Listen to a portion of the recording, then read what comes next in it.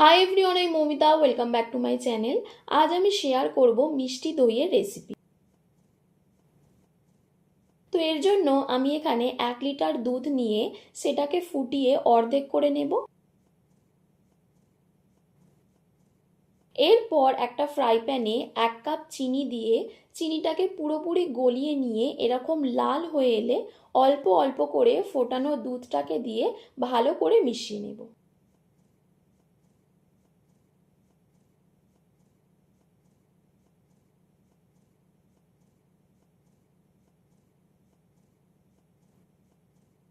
এরপর এতে দেব একটু সামান্য এলাচ গুঁড়ো।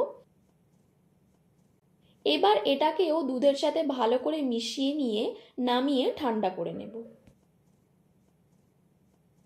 এরপর এতে দেব 1 চামচ মিষ্টি দই।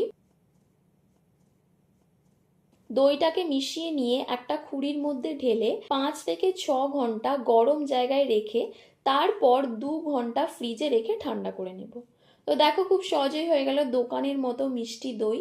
তো রেসিপিটা ভালো থাকলে ভিডিওটিকে লাইক ও শেয়ার করে দিও, আর তোমরা কমেন্ট করে জানিও আর কি কি রেসিপি চাই, আর চ্যানেলটিকেও সাবস্ক্রাইব করে দিও।